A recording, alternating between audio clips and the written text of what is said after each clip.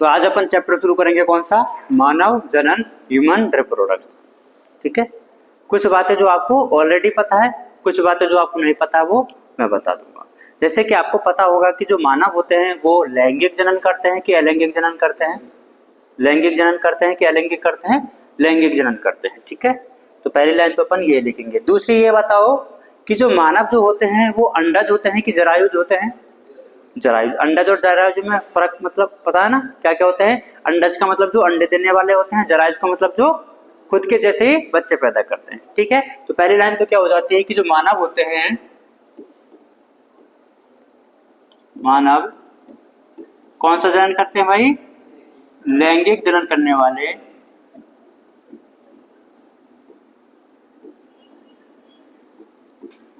जरायुज या अंडज लैंगिक जनन करने वाले जरायुज प्राणी है। लैंगिक जनन का मतलब समझ में आता है, जिसमें नर और मादा जो युग्मक है वो मिलते हैं, उसको क्या बोला जाता है, लैंगिक जनन बोला जाता है। अब देखो कुछ अपन इस चैप्टर में कुछ घटनाएं होती हैं जिनको बोला जाता है जननिक घटनाएं। क्या बोला जाता है, जननिक घटनाएं, रिप्रोडक्टिव इवेंट्स। जैसे कि आपको पता होगा एक होता है नर युग्मक, एक होता है मादा युग्मक, एक होता है नर युग्मक, एक होता है मादा युग्मक। नर युग्मक को बोला जाता है शुक्राणु, क्या बोल देंगे, शुक्राणु, और मादा युग्मक को बोल देते हैं अंडाणु। शुक्राणु बनने का जो प्रोसेस होता है उसको स्पर्मेटोजेनेसिस बोला जाता है, शुक्र जनन, और अंडाणु बनने का प्रोसेस को अंड जनन बोला जाता है, oogenesis बोला जाता है। इन दोनों को ही क्या बोला जाता है, युग्मक जनन, गैमेटोजेनेसिस। तो पहला स्टेप या फिर पहली घटना तो क्या घटित हो जाती है कि युग्मकों का निर्माण करना। ये युग्मकों का निर्माण मैं नर में करूं कि मादा में करूं, दोनों में करेंगे। नर में करेंगे तो उसको क्या बोला जाएगा, शुक्र जनन, मादा में करेंगे तो उसको क्या बोला जाएगा, अंड जनन। शुक्र जनन के फलस्वरूप क्या बन जाते हैं, शुक्राणु, अंड जनन के फलस्वरूप क्या बन जाते हैं, अंडाणु बन गए। अब देखो कोई भी शरीर में जो चीज बनी है फालतू तो बना ही नहीं है। शुक्राणु बना है तो उनका भी कोई काम होगा, अंडाणु बन रहे तो उनका भी कोई काम होगा। शुक्राणु का काम क्या होता है, अंडाणु का काम क्या होता है, इन दोनों का मिलना जरूरी है। क्या होना जरूरी है, मिलना जरूरी है। अब मिलने के लिए बताओ इनको पास पास आना पड़ेगा कि नहीं आना पड़ेगा, आना पड़ेगा। पास पास आने में क्या होता है कि जो फीमेल वाला होता है ना, फीमेल मादा, उसके क्या है, नखरे ज्यादा है। बोले तो अंडाणु के नखरे ज्यादा है। अब अंडाणु का क्या है कि अपन तो भाई किधर भी नहीं जाएगा, जिसको आना है इधर ही चाहो। और शुक्राणु की क्या है, भीड़ है, मिलियंस में, लाखों करोड़ों संख्या में बनते हैं। ठीक है, 300 से 400 मिलियन बन गए इतने। तो बताओ शुक्राणु अंडाणु के पास में जाएगा कि अंडाणु शुक्राणु के पास में जाएगा, शुक्राणु अंडाणु के पास में जाएगा। गया, बातचीत क्या हाय हेलो हो गई है। अब तुम्हें यह भी पता होगा कि एक अंडाणु से एक शुक्राणु मिल सकता है, और आए कितने, 300 से 400, लाखों करोड़ों में है ना। तो वो एक कौन सा होगा, किसकी किस्मत चमकेगी उसको डिसाइड कौन सा करेगा, जो पहले भागेगा उधर। अब वो भी कैसे कैसे वो भागते हैं, कैसे कैसे उनका फ्यूजन होता है, वो अपन डिटेल में पढ़ लेंगे। तो ये इनका मिलान हो गया है, हाय हेलो हो गया है। क्या बातचीत हुई होगी, शुक्राणु बोलेगा अंडाणु से कि हम तुमसे फ्यूज होना चाहते हैं, ये हाय हेलो हो जाएगा किधर, फीमेल की जेनेटर ट्रैक्ट में। हाँ, 3 अंडवाहिनी में होता है, अंडवाहिनी के भी 3 पार्ट होते हैं। वो तो अपन बता देंगे, मैं ये पहले घटनाएं बता रहा हूँ कौन कौन सी होती है, वो तो डिटेल में पढ़ेंगे ना कैसा क्या हो रहा है, उस पर घबराए मत, है ना। अभी अपन ओवरव्यू ले रहे हैं कि पूरा को पूरा, अभी मैं इसको चैप्टर को पूरा अभी खत्म करूंगा, पहले तो स्टार्टिंग से ले रहे हैं ना, फिर इसके बाद में अपन देखेंगे एक एक के बारे में। तो ये हो गया है, जब इनका ये मिलान हो जाता है इसको बोल दिया जाता है निषेचन। क्या बोल दिया जाता है, निषेचन। अब निषेचन के फलस्वरूप जो संरचना बन जाती है उसको युग्मनज बोल दिया जाएगा। बन गया क्या, जाइगोट। अब देखो जाइगोट एक बताओ, एक कोशिकीय होता है कि बहुकोशिकीय होता है। जाइगोट जो होता है वो एक कोशिकीय होता है, यूनिसेलुलर होता है। रीजन क्या होता है, अब आप सोचोगे कि सर जाइगोट का निर्माण तो एक नर और एक मादा से हुआ है, यही सोच रहा है ना, गलत सोच रहा है। वो क्या है, दोनों का निर्माण हुआ लेकिन वो दोनों मिल गए हैं, 2 जिस्म एक जान हो चुके हैं। तो वो दोनों मिलकर के एक बना लिया है, तो इसलिए जो जायगोट है वो कैसा होता है, एक कोशिकीय है। लेकिन क्या वो अगुणित है कि द्विगुणित है, द्विगुणित है। वही कह रहा था ना, मैं समझ गया।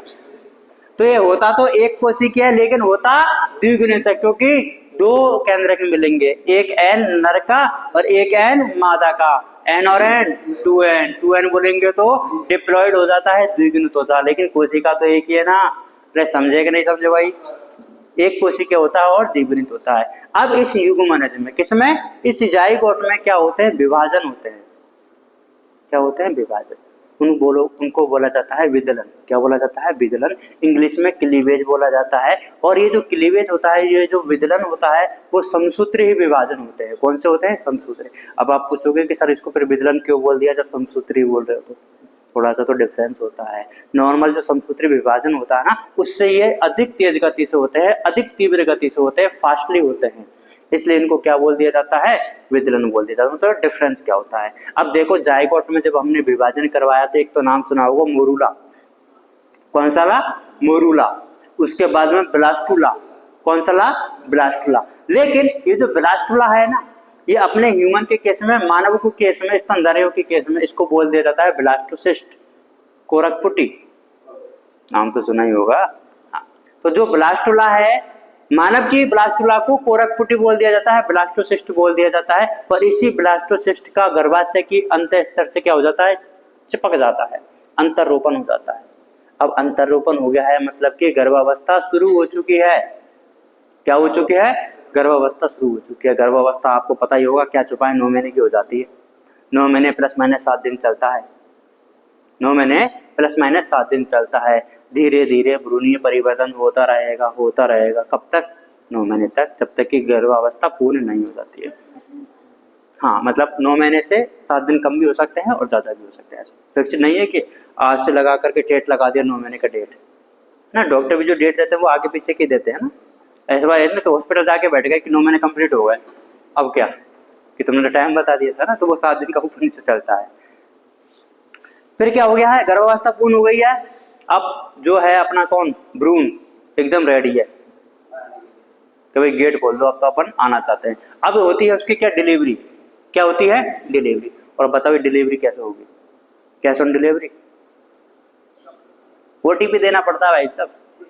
ओटीपी का एक नाम होता है रिफ्लेक्स एक्शन, है ना। संकुचन होते हैं मादा के अंदर। तो ये जो संकुचन होते हैं इसी को हमने क्या बोल दिया है, ओटीपी बोल दिया है कि ओटीपी देंगे जब तो पार्सल डिलीवरी होगी। तो इस डिलीवरी को करवाने के लिए क्या होने चाहिए, ओटीपी आना चाहिए, मतलब कि वो संकुचन होने चाहिए, जिसको अपन क्या बोल देते हैं, प्रसव पीड़ा बोल देते हैं। अरे नाम तो सुना ही होगा, इंग्लिश में लेबर पेन बोल देते हैं। इंग्लिश में सुना है, प्रसव पीड़ा हिंदी में है, इंग्लिश में है लेबर पेन। हो गया है। उसके बाद में दिन आ जाता है कौन सा, हैप्पी बर्थडे का। हैप्पी बर्थडे के दिन को बोल दिया जाता है क्या, प्रसव। हो गया है। उसके बाद में आ जाता है क्या, दुग्धन, है ना, उसका लालन पोषण किया जाता है। इस प्रकार से ये मानव जनन कार्य करता है। ठीक है, तो अपन इसको एक बार क्या कर लिया है, समराइज कर लिया। अब अपन एक एक स्टेप के बारे में पढ़ेंगे। यूं ही नहीं कोई मानव बन जाता है ना, इतनी सारी प्रोसेस से होकर के उसको क्या करना पड़ता है, गुजरना पड़ता है। स्टेप नंबर 1 बताइए भाई, युग्मक जनन। कौन सा जनन, युग्मक जनन। अब मैं अगर युग्मक जनन में भी बात करता हूं तो नर में भी करूंगा और मादा में भी करूंगा। कर लूं क्या, कर लेता हूं, नर और मादा। नर में जो युग्मक होते हैं उनको मैं बोल दूं क्या, अंडाणु। हैं, गलत बात हो जाएगी ना, तो कोई बात नहीं है, इसको अपन इधर को दे देते हैं, है ना। जिसका था उसको दे दिया है। मादा का अंडाणु और नर का शुक्राणु।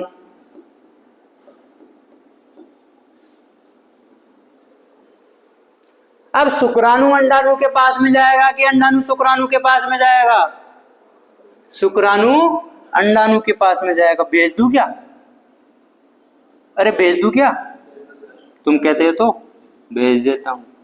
इस प्रोसेस का नाम होता है, पता है क्या, नहीं, इंसेमिनेशन,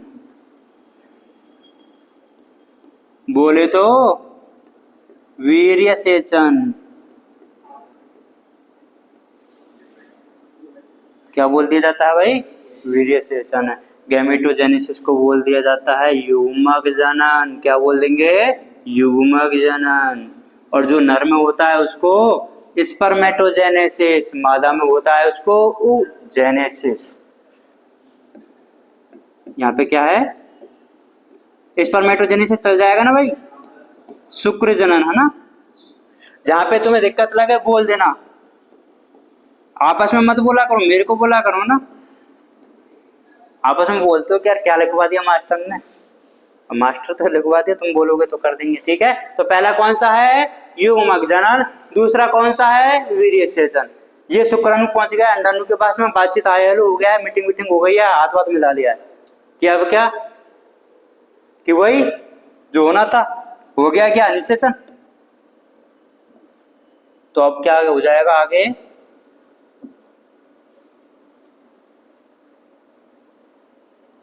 निषेचन हो जाएगा।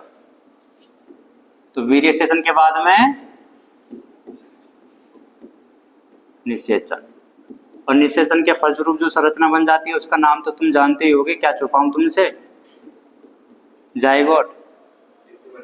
और जाइगोट जो होता है, इसको मैंने अभी दो बातें बताई थी इसके बारे में।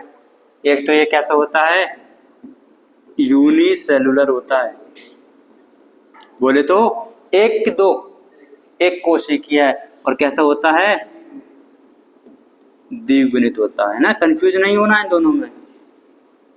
द्विगुणित बोले तो 2n।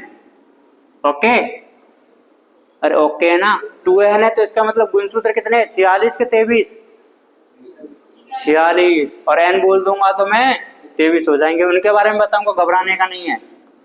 जाइगोट के बाद में, अब जाइगोट में क्या होंगे? विभाजन होंगे। इन विभाजनों को हमने क्या बोला है? विदलन बोला है। विदलन को ही बोल दिया जाता है क्लीवेज। क्या बोल देंगे भाई? क्लीवेज। और ये कैसे होते हैं विभाजन भी? समसूत्री के अर्धसूत्री? समसूत्री होते हैं।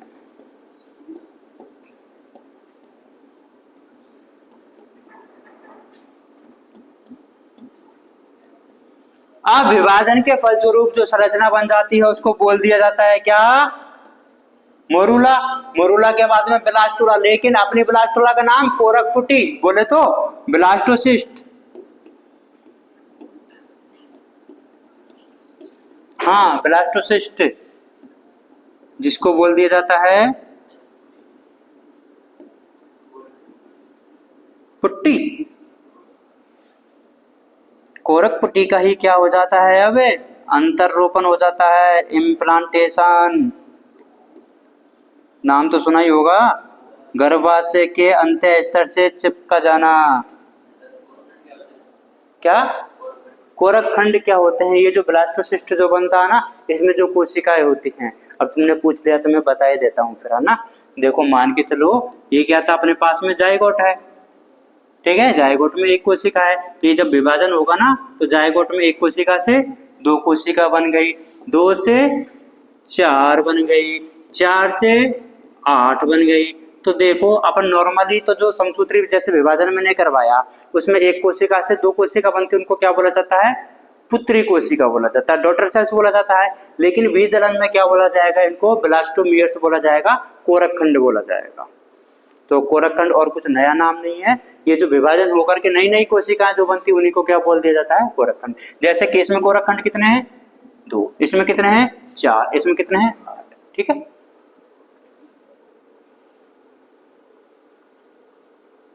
हाँ, तो इम्प्लांटेशन हो गया है। इम्प्लांटेशन का मतलब होता है क्या? अंतररोपण। ये क्या होता है, कैसे होता है, वो अपन डिटेल में पढ़ लेंगे, अभी स्टेप लिख रहे हैं बस। इम्प्लांटेशन हो गया है दोस्तों। इसके बाद में अंतररोपण के बाद में बताओ क्या हो जाता है? शुरू गर्भावस्था शुरू हो जाती है। क्या शुरू हो जाती है? गर्भावस्था शुरू हो जाती है। गर्भावस्था शुरू हो जाएगी तो मतलब कौन क्या शुरू हो जाएगा? भ्रूणीय परिवर्धन। क्या हो जाएगा? भ्रूणीय परिवर्धन शुरू हो जाता है। हो गया शुरू। और इसी को तो हमने क्या बोला है? गर्भावस्था। कितने महीने? 9 महीने का। वो क्या है? भ्रूणीय परिवर्तन। अब देखो 9 महीने के बाद में एकदम बढ़िया फ्रेश भ्रूण बन के रेडी है, बन गया है भ्रूण। अब भ्रूण को क्या होना है? डिलीवर होना है। डिलीवरी के प्रोसेस को बोल दिया जाता है क्या? प्रसव या फिर जन्म। हैप्पी बर्थडे का दिन। अब इस भ्रूण का हो जाता है क्या? Happy birthday. और हैप्पी बर्थडे के बाद में के लिए मेरे को तो भूख लग रही है, भूख लग रही है तो इसको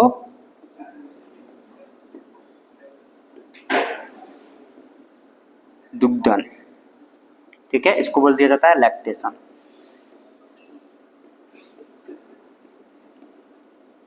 समझ में आई क्या बात भाई? सबसे पहले युग्मक जनन, उसके बाद में इंसेमिनेशन, निषेचन, जायगोट फॉर्मेशन, कोरक पुटिका फॉर्मेशन, इम्प्लांटेशन, गर्भावस्था, भ्रूण तैयार, प्रसव प्रक्रिया, दुग्धन। कोई दिक्कत है क्या इसमें? इसको तो करो पहले नोट। हाँ, किसकी अवस्था है? जायगोट का मतलब ये होता है, देखो जैसे ये नर युग्मक है, ठीक है, और ये क्या है? मादा युग्मक है। ऐसे होते नहीं, मैं बता रहा हूँ समझाने के लिए, ठीक है। ऐसे मादा तो देखो ऐसा होता है ये, और नर जो होता है वो कैसा होता है?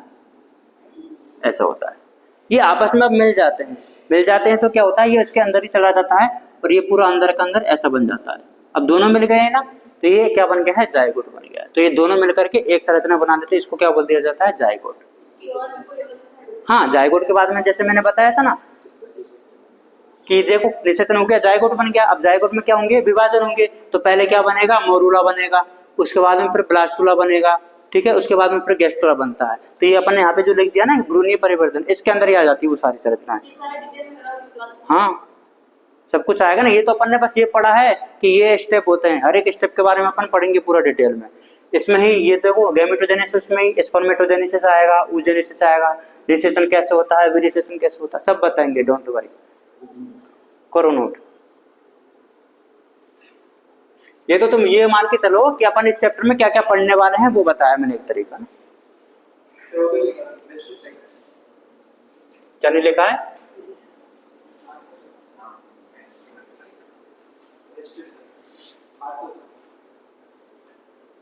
मेंस्ट्रुअल साइकिल नहीं, वो इस प्रोसेस में नहीं आएगा ना, उसके बारे में भी अगर अलग से बताऊंगा।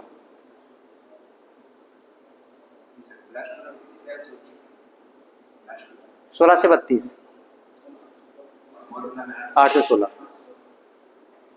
उससे आगे फिर 64 से ज्यादा, 64 से ज्यादा।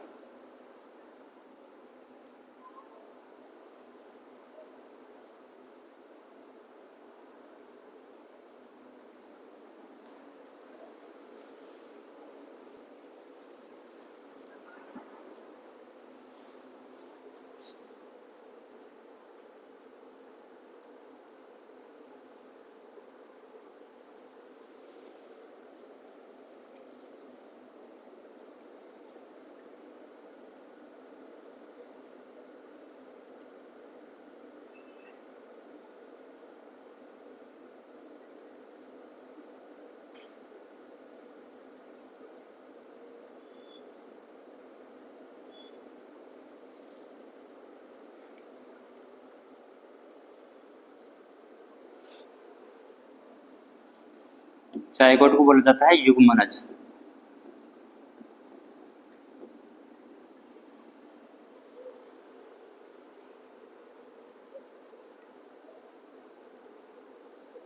इस चैप्टर में अगर मैं इंग्लिश लिख पाता हूँ ना तो इंग्लिश पे लिखना पूरी, है ना।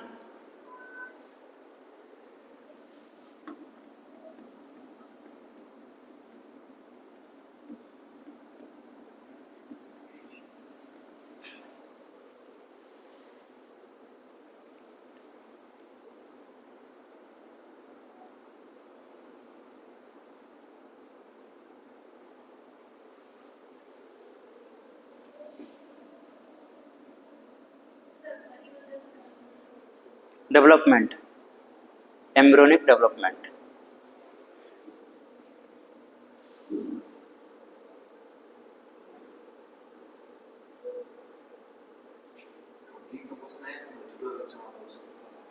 डबल बच्चे, हाँ जुड़वा वाले बच्चे बताएंगे ना उसके बारे में, सब बताएंगे, हाँ घबराओ नहीं। सब्र कर। जुड़वा भी दो तरह के होते हैं, एक जैसे होते हैं, अलग अलग भी होते हैं।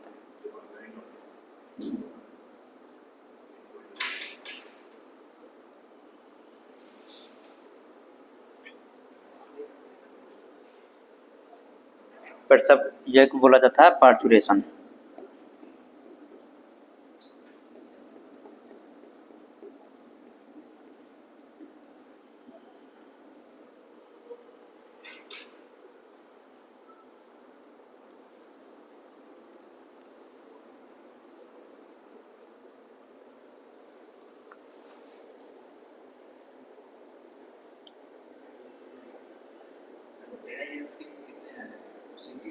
आठ से 16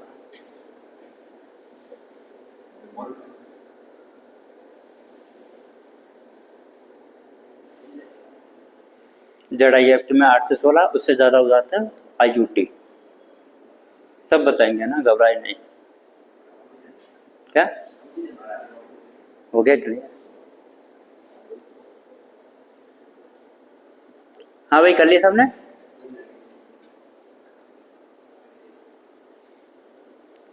सारे कन्फ्यूजन क्लियर कर देंगे, है ना। देखो ये तो हो जाते हैं क्या, जननिक घटनाएं। अब एक बात बताओ, क्या ये सारी की सारी जो जननिक घटनाएं हैं कब शुरू होती हैं? ज्यादातर जो घटनाएं होती हैं वो प्यूबर्टी के बाद में, बोले तो यौवन आरंभ के बाद में शुरू होती है ना।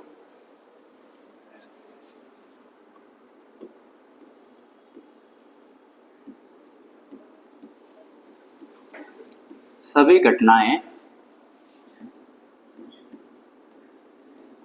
यौवन आरंभ, यौवन आरंभ को बोला जाता है प्यूबर्टी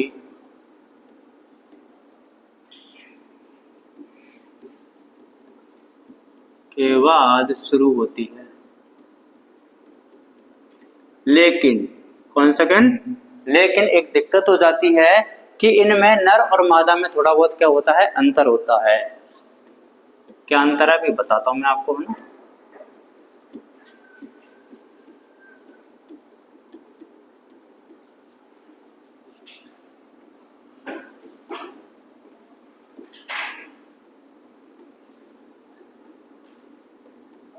इन घटनाओं में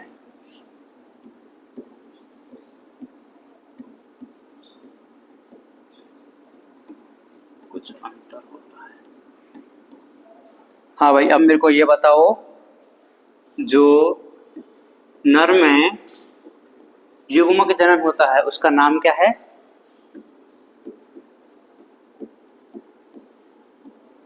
अरे नर में युग्मक जनन का नाम क्या है? शुक्र जनन। और क्या बन जाते हैं उससे? स्पर्म बन जाते हैं। ठीक है, तो ये जो शुक्र जनन होता है ये स्टार्ट कब होता है और स्टॉप कब होता है? ठीक है, फिर मैं बात करूं मादा की। मादा में कौन सा होता है? अंड जनन होता है। और क्या बन जाते हैं? ओवम। अब मैं बात करूं अंड जनन की, नर में कि मादा में? अंड जनन किस में होता है भाई? मादा में होता है। तो शुक्र जनन नर में कब स्टार्ट होता है? शुक्र जनन नर में कब स्टार्ट होता है? या फिर नर में शुक्राणु का निर्माण कब स्टार्ट होता है? प्यूबर्टी पर। कब होता है? प्यूबर्टी, यौवन आरंभ पर। कब खत्म होता है? कभी नहीं होगा। आदमी मर जाएगा लेकिन ये खत्म नहीं होगा, है ना। तो ये चलता रहता है कब तक? Till death. ये लाइफ टाइम कंटिन्यू रहता है जब तक मर नहीं जाए। अंड जनन की बात करते हैं। अंड जनन स्टार्ट कब होता है? ये शुरू हो जाते हैं भाई साहब भ्रूणीय अवस्था में।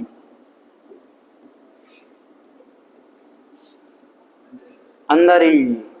जब बच्ची अपनी माँ के पेट के अंदर है, माँ के गर्भाशय के अंदर है, तभी ये अंडजनन शुरू हो चुका है ऑलरेडी। ठीक है, और कब स्टॉप हो जाता है भाई ये? 50 की उम्र में।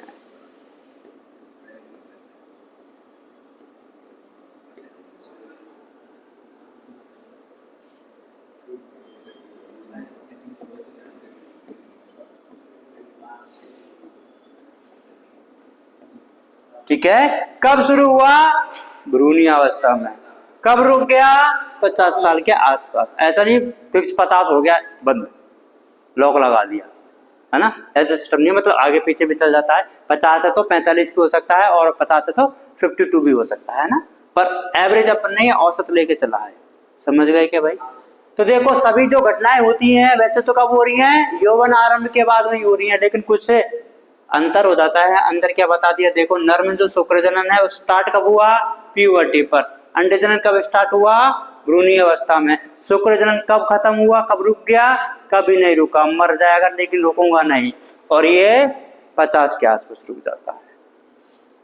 इसलिए ही तो बोला जाता है कि एक मादा के पूरे जीवन काल में वो अप्रोक्सीमेटली, मतलब औसतन या फिर आसपास 450 अंडे रिलीज कर सकती है। कैसे रिलीज कर रही है? बने रहिए हमारे साथ, बताएंगे। कितने में से क्या है? पूरा टोटली पूरे इतने साल तक की तो रहती है वो। 50 साल तक तो भाई अंडे रिलीज कर सकते हैं टोटली। नंबर तो बहुत सारे होते हैं, 80,000 के आसपास, 60,000 से 80,000 होते हैं जो बनते हैं। स्टार्टिंग में कितने होते हैं? 7 मिलियन होते हैं। स्टार्टिंग में 6 से 7 मिलियन होते हैं, उसके बाद में 4 मिलियन हो जाते हैं, फिर 60,000 से 80,000 रह जाते हैं। उनमें से एक ये बनता है। हाँ वही, उन्हीं से में तो बनते हैं। ये करो भाई नोट।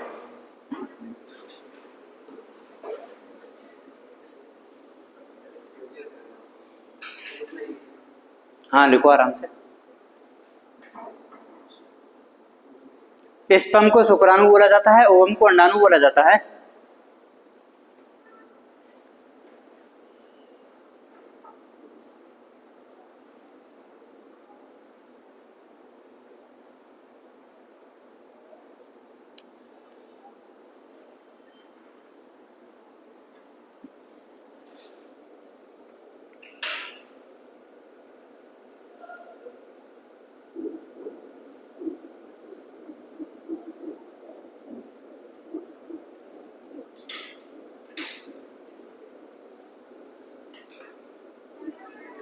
हो गया भाई?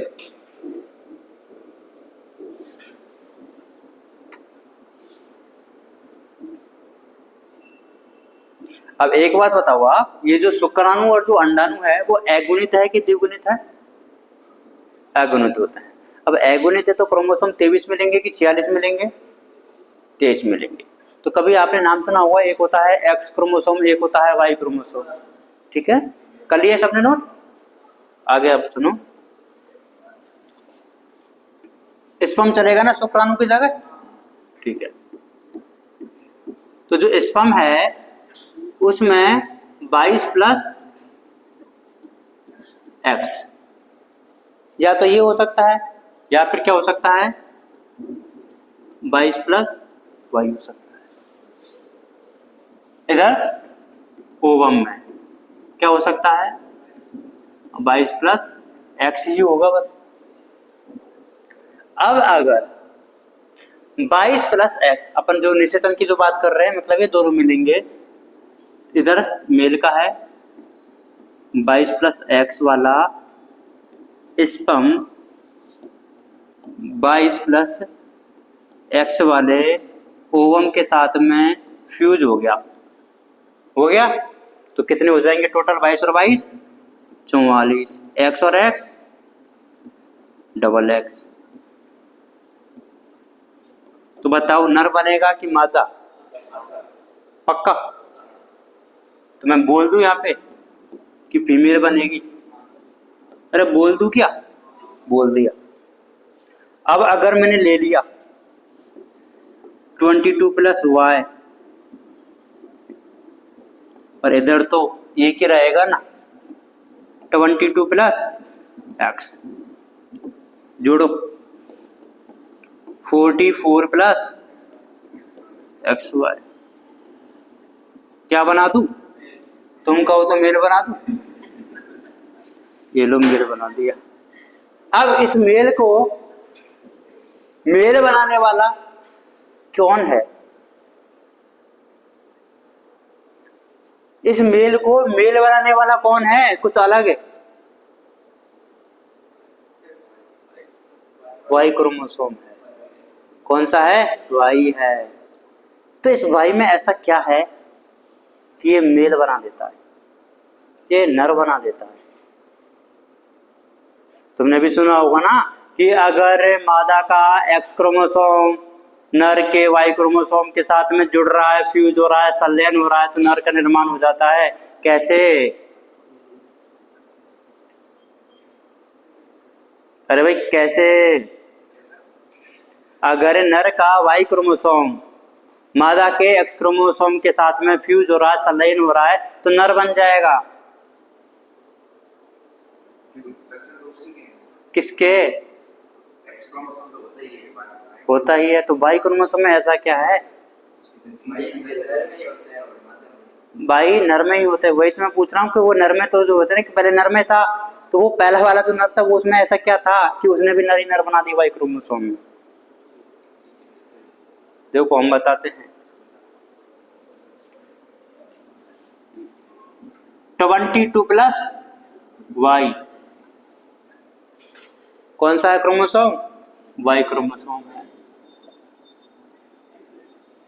वाई क्रोमोसोम है ना। इस वाई क्रोमोसोम के पास में बोले तो वाई गुणसूत्र के पास में एक क्षेत्र पाया जाता है, एक रीजन पाया जाता है। इसको बोल दिया जाता है एस आर वाई। क्या बोल दिया जाता है? S R Y, sex determining region of Y chromosome. क्या बोल दिया जाता है? Sex determining region of Y chromosome. Y गुणसूत्र का लिंग निर्धारण करने वाला क्षेत्र, वाई गुणसूत्र का लिंग निर्धारण करने वाला क्षेत्र। और इसी क्षेत्र में एक कारक पाया जाता है, इस कारक का नाम होता है TDF, टेस्टिस डिटरमाइनिंग फैक्टर। और ये टेस्टिस डिटरमाइनिंग फैक्टर बनाओ, क्या बना देगा? टेस्टिस। क्या बना देगा?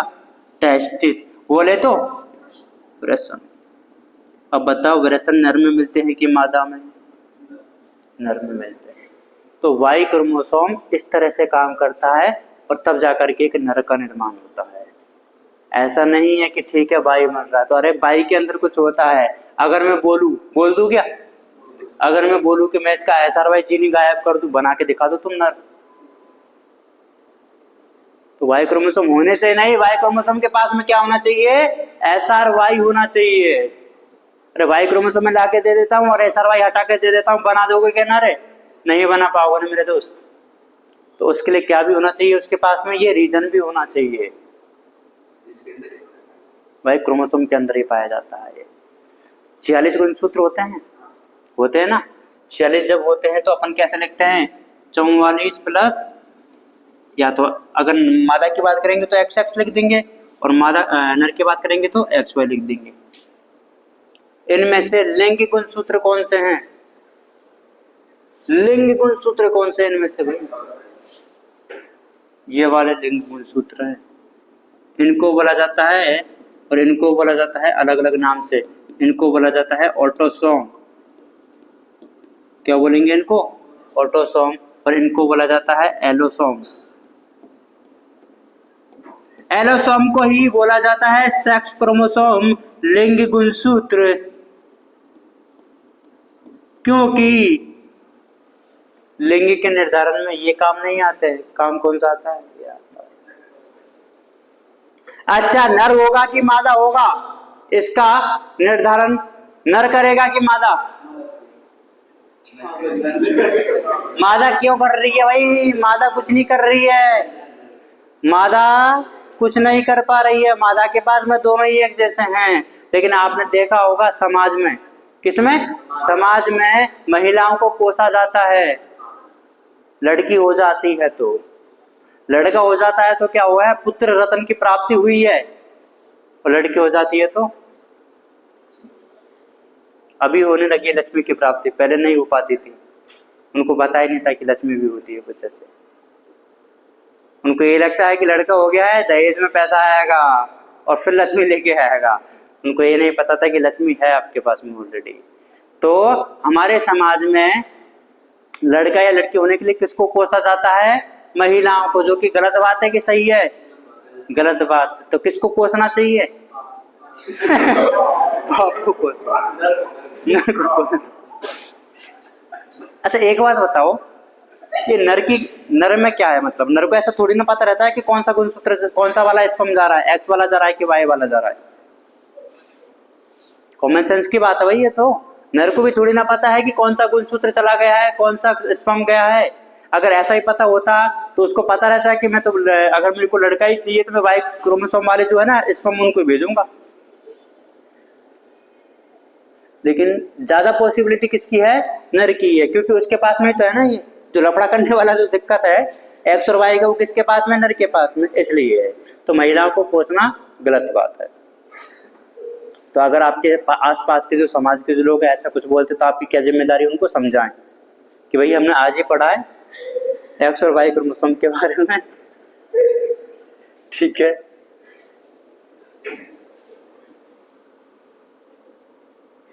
करो इसको नोट।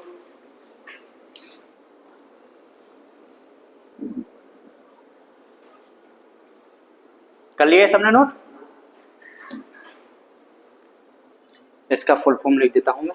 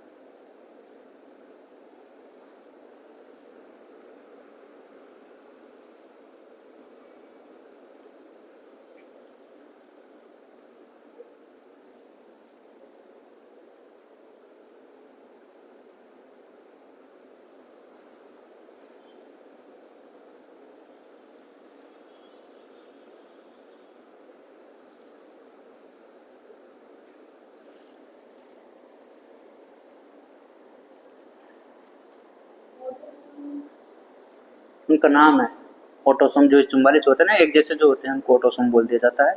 बाकी के जो डिफरेंट है एक्स एक्स एक्स वाई, इसको एलोसोम। ये कायिक गुणसूत्र होते हैं, वो लिंग गुणसूत्र होते हैं।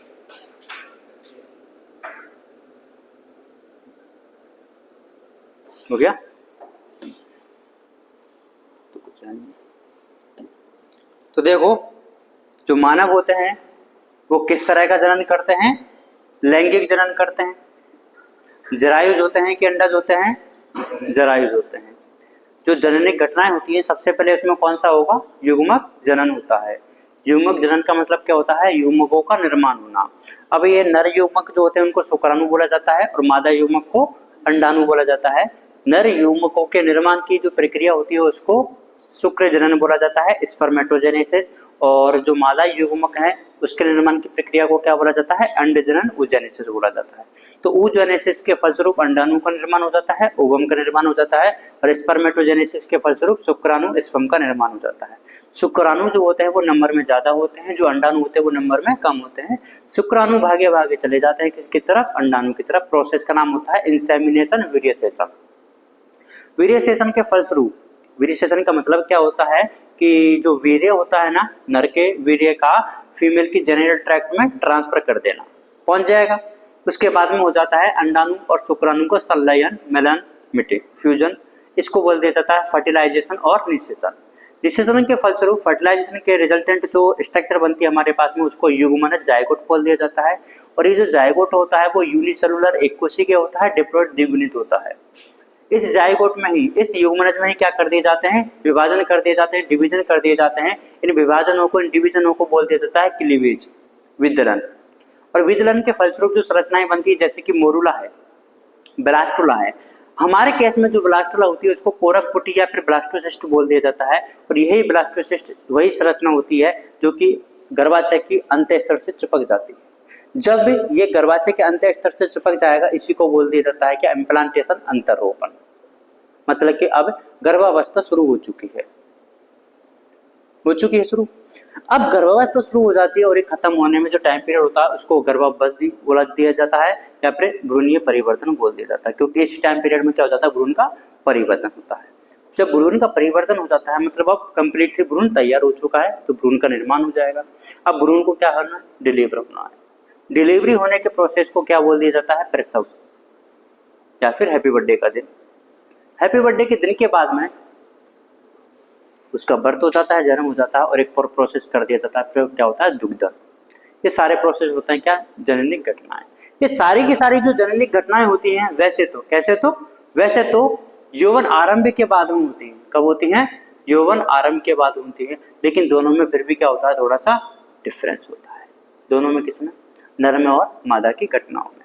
और वो जो घटनाएं होती हैं वो डिफरेंस जो होता है वो किसमें होता है, युग्मक जनन में। किसमें होता है, युग्मक जनन में।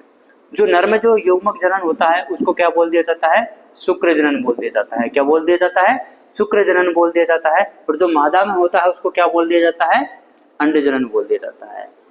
नर में जो शुक्र जनन होता है वो शुरू हो जाता है यौवन आरंभ पर।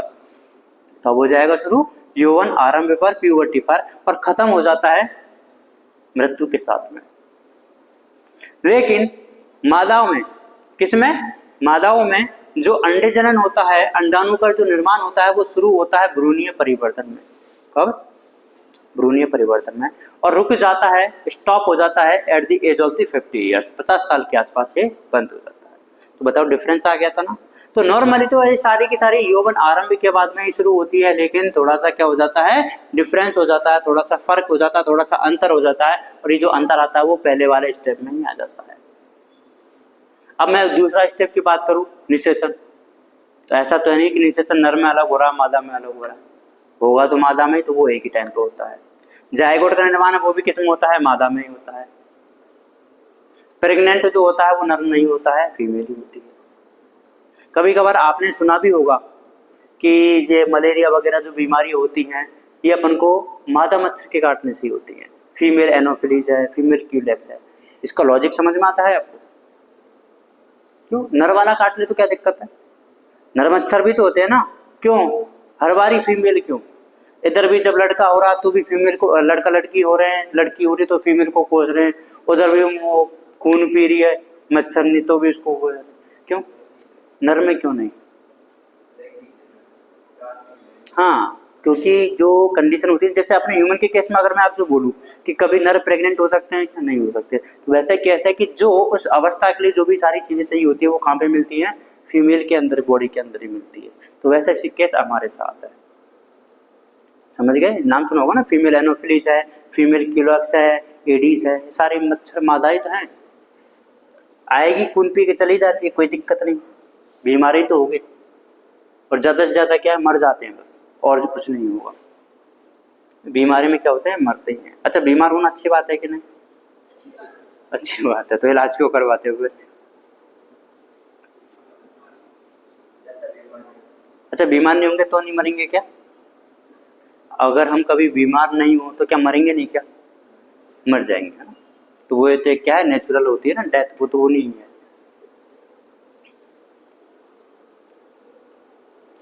फिर अपन ने बताया था कि अगर स्पर्म का 22+X वाला जो है स्पर्म, वो मादा के 22+X के साथ में जुड़ गया तो क्या बना दिया है 44 प्लस XX बना दिया है, और ये किसका निर्माण हो जाएगा फीमेल का। और अगर स्पर्म का 22 प्लस वाई वाला 22 प्लस एक्स के साथ में जुड़ गया तो क्या बना देगा मेल। तो मेल को मेल किसने बनाया वाई क्रोमोसोम ने। किसने बनाया वाई क्रोमोसोम। क्यों उसके पास में ऐसा क्या है उसके पास में है जादू। जादू क्या है SRY है। SRY बोले तो sex determining region of Y chromosome. Y chromosome का वाई गुणसूत्र का लिंग को निर्धारण करने वाला क्षेत्र, और उस क्षेत्र में होता है TDF टेस्टिस डिटरमाइनिंग फैक्टर। एक ऐसा कारक होता है जो क्या बना देता है टेस्टिस। अब बताओ टेस्टिस बन रहा है तो ऑब्वियस सी बात है वो नर बनेगा कि मादा, अकेला ही बना देता है। ये रिफ्लेक्ट देता है। बनाने को तो अभी और भी है, अगर जानना तो बता दो तुम, बता दूंगा है ना। डक्ट भी बनती है ना। ये एक निर्धारण कर देता है कि ये नर बनेगा ये मादा, और ये निर्धारण कब हो जाता है गर्भावस्था के 4 से 6 वीक में, 4 से 6 सप्ताह के बीच में पता लगे कि 9 महीने कंप्लीट हो गए, अब डिसाइड करने बैठ रहे हैं कब इसको नर बनाए कि मादा बनना है। तो ये तो थोड़ा लफड़ा हो जाएगा ना। तो ये डिसाइड पहले ही हो जाता है ना नर है कि मादा है। मतलब जो फर्स्ट जो सोनोग्राफी होती है ना फीमेल की, उसमें वो अपन देखा होगा तुमने एमनियोसेंटेसिस होता है तो वो पता लगा लेते हैं कि, तो वो तभी तो पता लग रहा है, पता लगे कि 9वें महीने में, तो तीसरी सोनोग्राफी में पता लगेगा। फिर तो देखा भी हो ना, लिखा हुआ रहता है यहाँ पे लिंग निर्धारण नहीं किया जाता है। 3 बार की जाती है सोनोग्राफी, हर 3 महीने में होती है। ऐसा नहीं जब मन कर दिया चल दी है ना। क्योंकि उससे क्या होता है सोनोग्राफी में एक्सरे वगैरह होती है तो वो माँ को भी नुकसान पहुंचाएगी बच्चे को भी नुकसान पहुंचाती है, इसलिए तो हर 3 महीने में की जाती है। तो 3 बार हो जाती है, 9 महीने का अपन लेके चलते हैं। तो ठीक है, तो आज इतना ही पढ़ते हैं। आप सब लोग इतना पढ़ के आएंगे।